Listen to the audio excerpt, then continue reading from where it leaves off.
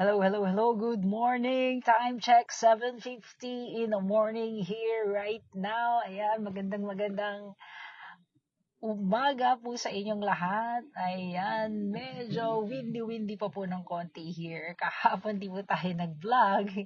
It is because grabe po kahapon ng umaga. At hindi po makasakay ng sasakyan. Actually, di ako makalabas. That's the word. Hindi po tayo makalabas dahil po sobrang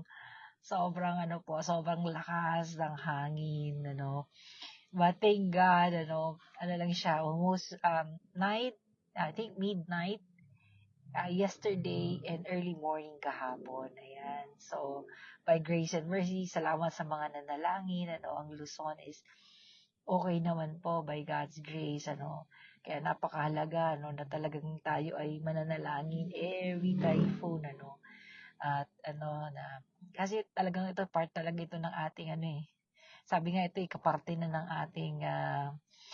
ating sistema sa Pilipinas, in the Philippines, because we are archipelagos, napapaligiran po tayo ng dagat, at lagi po talaga tayong madadaanan ng mga typhoon, and it is a blessing, no?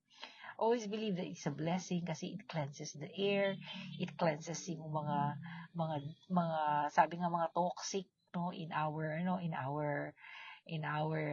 Mother Earth. Ayan, ang ating Earth, sabi nga natin, we need to take care of. So, meron siyang sariling, kumbaga, kung ang body natin ay may self-healing, no? Yung ating in Earth, no? Sabi nga natin, nagsi-self-heal din siya using yung mga natural na minumove ni God, like the typhoons, yan, no? So, even, sabi nga nila, even the earthquakes, no, may mga minumove siya, no, to balance, binabalanse, may mga binabalanse siya. So, kaya totoo yun, actually, yung mga, kinukonsider natin minsan na disaster, mga kinukonsider natin minsan na parang, wow, ano ito, grabe yung grabe itong nangyari na ito, itong mga ganito. Pero in the end, if we're going to wrap it up, sabi nga natin, pag nire-wrap up natin ito, makikita natin na all those things, may binabalance siya, no? Kaya totoo yun, parang in our health, may self-healing siya, pero kung meron man siyang tini-trigger sa atin, is for us to have a wake up, okay lang, gising tayo. Kasi, kailangan may balansehin in our, no? Ibig sabihin, may mga excessive tayong ini-intake na kailangan i-detox, o kaya nga kailangan ilabas. Yun yung mga bagay na dapat nating iayos, Kaya today, our daily journey talk today will be, sabi nga natin, balance, okay?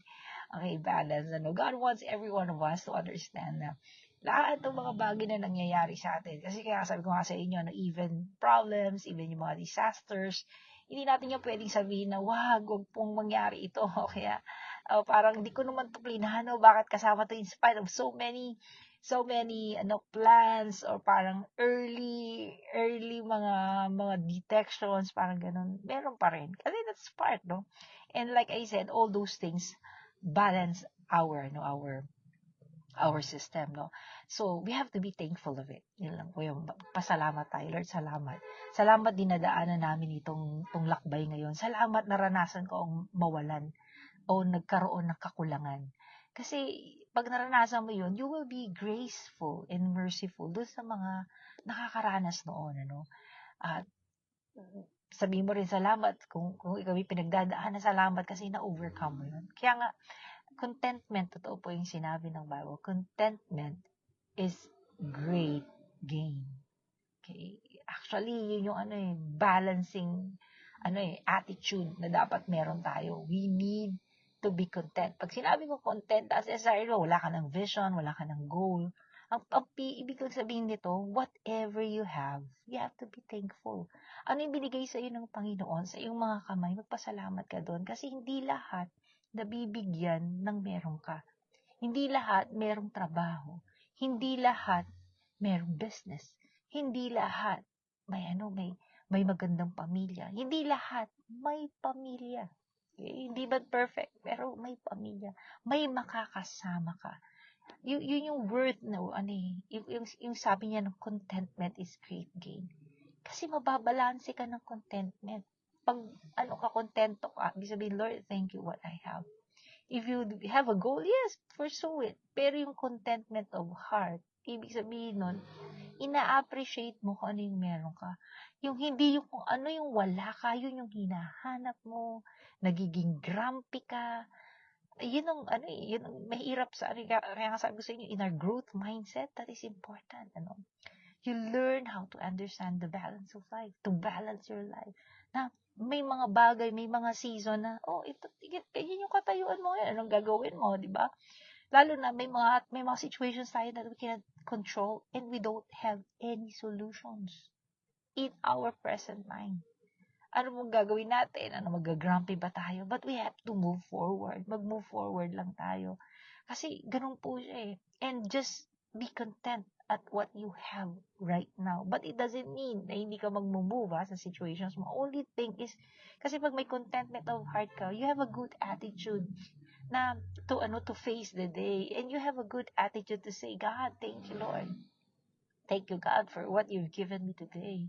I honor you and praise you because I know all these things, Panginoon, will move me to my next level, to my next journey, to my next adventure in life. So consider your life as an adventure. Consider it as something that you enjoy. Katulad nga sabi ko sa inyo, now I'm doing something that I'm not normally used doing it, and because of that, I enjoy it. First time having a hard time. Napapagod ako, nahihirapan ako. Sabi nila, wow, you lose weight mo, Pastora. Yay! Pero, sabi nga, di ka na ba kumakain po ako, marami nga mas madami. Kaso nga lang, pero pala, because you're doing something, you're focused on doing things, na something different. At when you do something different po pala, yun nga po meron siyang iba-ibang energy o ibang life na dinadala siya sa inyo. Kasi nga, you're moving. Ganun po talaga pag nag-move. At, sabi ko sa inyo, marami po talaga. Kasi nga, pag tinitingnan ko yung paano to? Paano mo magkakasya to? Pero I just learned to be content. I just learned to say, God, thank you. Tatapusan ko lang kung aning whatever I can do for now. And whatever you can do for now. Whatever you can provide for now, I will be thankful. Kasi yun lang naman po yun. You have to be thankful. You have to be saying, thank you, Lord. Kahapon I was not able to, sabi ko kasi to do a daily journey talk. Kasi, yun nga po, sabi ko, God, thank you, Lord. Napakaganda naman. Nilinis mo talaga lahat. Siguro, talagang yung hangin na, nalinis ang buong pollution ng Pilipinas. Sobrang tindi ng hangin. Pumipito po siya. Ay ko, Lord, wow. Tapos makikita mo yung sa daan, yung tubig. May gano'n may mga bugso, ganun siya talaga. Makikita mo may mga white, parang fog na gumagano, Pero, God, wow. I don't know what to say, God, wow. Just do what you can do. But at the same time, Lord, we pray for protection of the people and the community and the nations. And God did it, no? Totoo yun, yeah, prayer is powerful. But like I said, everything, all those things balances out. We must learn to understand. And if you are in a growth mindset, you must learn to understand the balance of life. Balance. Hindi pwedeng lagi kang nasa angat. Hindi rin pwedeng lagi kang nasa baba. Okay?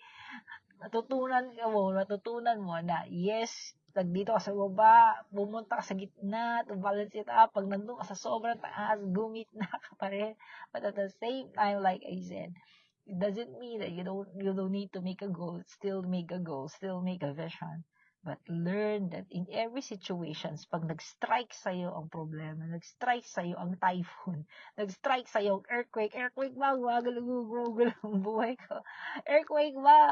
Ano ba, typhoon ba ngayon? Talagang malupit ang malupit ang hagupit ng problema sa akin.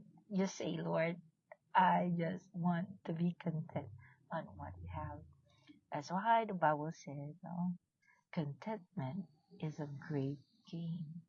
Kasi babalansin ka nito, papalalimin nito ang understanding mo about grace, about mercy, about love, and you will go deeper and deeper into your faith.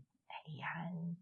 So, indeed, I know God wants every one of us to move forward our lives sa purpose niya, no? And doing His purpose is always may mga hiccups, bumps in the roads, and sometimes storms in the roads, earthquake in the road, and many situations in our life. But I want you to know that, sabi rin ng Bible, that in our weakness, He is. His grace will abound. Sa ating kahinaan, doon niya tayo papalakasin. Doon ang kalakasan niya ay nag-move, nag-a-activate. Kaya, alam mo, napakaraming pangako ng Panginoon. Na kung titingnan lang natin, mapapahinga ang ating spirito. Mapapahinga ang ating kaluluwa. Kaya kung meron man sa inyo ngayon, ang kaluluwa nyo, ang spirito nyo, ay puno ng kabigatan, lumapit ka sa Panginoon at tanggapin mo ang kapahingahan na galing sa Kanya. Mga bagay na burden mo na hindi mo na kaya, ibigay mo lang yan sa Panginoon. Okay? Mga bagay na hindi mo na kayang makontrol o hindi mo kayang masolusyonan, ibigay mo yan sa Panginoon and just do what is right now in your life, and just say, God, I thank you.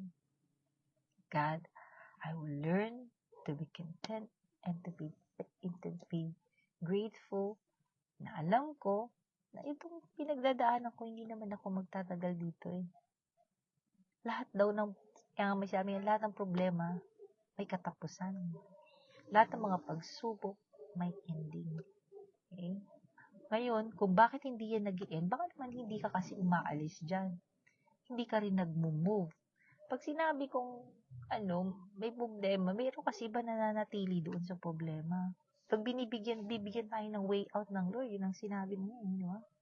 He will provide the way out.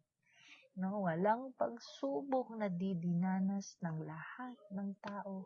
He will provide the way out. So, kung di ka lang makalis, baka naman bandage ka na niyang sitwasyon mo. You need to ask the Lord, Lord, break free. Palayain mo ko. No? So, again, as we have victory over this typhoon, I hope that every one of you will be victory. Learn to understand the balance in life. And not only that, learn to be content. Kontento tayo. Learn to be grateful for what the Lord has provided in your hands. Kung ano lang yung meron yan, Lord, thank you. Okay? Lord, ito yung urgent need, can you provide, Lord? Lord, thank you, you will provide. Just learn to be thankful. Just learn to say, God, Lord, there are things that I cannot control, but you can. There's only thing that I can do, but I know all things is possible to you. So I just trust in you. Amen? So right now, tayo manalangin. Ayan, hello po sa bawat isa inyo dyan. Baka naman gusto niyo mag-comment sa inyong and for everyone na medyo mag-watch kayo later. Gusto niyo na bigyan ng star. Pwede rin naman po yan. Lahat po naman yan na inasa inyong mga daliri. Okay, so again, let's have a short prayer. Okay, and let's commit ourselves to the Lord. Amen. So Lord, I thank you, God, for everyone who's here today. Lord, I praise you, God, for you are a wonderful God who always do great things, Lord, oh God, in spite, Panginoon, of our unworthiness. Lord, we commit ourselves to you. Lord, we commit all our burdens to you. And we commit, Lord, every, Lord, oh God, souls that is so tired and weary. Those, Panginoong souls who already wants to let go and give up. God, I pray right now your grace to abound, oh God, to those souls in the name of Jesus. In the name of Jesus, I pray, let those souls right now, God, abound. Lord, oh God, by your grace, abound by your love. In the name of Jesus, comfort them, Lord, oh God. Also pray, God, to those who are sick, Lord. Sick, Lord, oh God, in their body. Sick, Lord, oh God, in their mind and in their emotions. It becomes, Lord, oh God, Lord, oh God, a mental and emotional sickness. God, I pray right now, in the name of Jesus, I pray for your divine healing. I pray, God, for your divine touch to that mind, to that heart, to that emotions, to that hormones that causes imbalances, Lord, that causes depressions. In the name of Jesus, in the name of Jesus, right now I pray, be healed in the name of Jesus. Be healed in the name of Jesus. Be healed in the name of Jesus Christ. By the precious blood of Christ right now, wash away all the toxic, God, hormones, cells, thoughts, God, emotions, Lord, that is not, Lord, oh God, of you, in Jesus' name, in the name of Jesus. And God, I pray, Lord, everyone who is sick in body right now, Lord, those who have, Lord, cancer cells, those who are going through different kinds of cancers, Lord, breast, colon, Lord, oh God, blood, Lord, oh God, lungs, Lord, kidneys, Lord, in the name of Jesus. I pray for your divine miracle hand right now, Lord, to bring healing, oh God, to those who are sick in the name of Jesus, in the name of Jesus. And Lord, we remember, God, all our kababayan, still, Lord, oh God, undergoing, Lord, oh God, the journey of recovery, oh God, because of the typhoon and because, Lord, oh God, of the earthquake. God, in the name of Jesus, Lord, may your grace abound. May you comfort them. May you guide them, Lord, oh God, in the name of Jesus. Lord, move in a very special way, Lord, oh God. Lord, move, God, in a way, Lord, oh God, that only you, oh God, can do. In the name of Jesus. In the name of Jesus. Right now, in the name of Jesus. Lord, I pray, let your grace abound, Lord, oh God. And Lord, I commit, Lord, oh God, Lord, oh God, everyone, Lord, oh God, who have a hand, Lord, who can help, Lord, I pray, in Jesus' name you move. Especially, Lord, oh God, those, Lord, oh God, I pray those who would like to take advantage, Lord, of this situation, Lord, to corrupt, Lord, to get, Lord, oh God, Lord, oh God, instead of giving to the people, Lord, oh God, keep the money, or keep the resources, in Jesus' name. In Jesus' name I pray. Break those, Lord God. In Jesus' name, Lord. Break this, Lord, in Jesus' name right now. I pray, God, right now that you move in a very special way sa aming mga kababayan. And Lord, declaring, oh God, for everyone as well who is here today, Lord, whose, Lord, cannot understand, Lord, oh God, the balance of life, doesn't understand, Lord, oh God, how to be content. Lord, in Jesus' name I pray right now. Let this contentment be in our heart. And let us, Lord, oh God, accept your favor, your grace every day, and your miracle, God, every day that you provide for every one of us. Because you are the God of miracles. And we would like to receive that. We would like to receive the miracle of God today. We would like to receive the favor of God today. We would like to receive, Lord of God, the grace of God today, the mercy of God today, as abundance, Lord, that you will provide for today. Again, Lord, thank you, God, for the wisdom of Christ and of the Spirit. And we continue, Lord, to guide us, empower us, Lord God, and be a blessing, Lord, to others. This is we pray, God, in the mighty name of our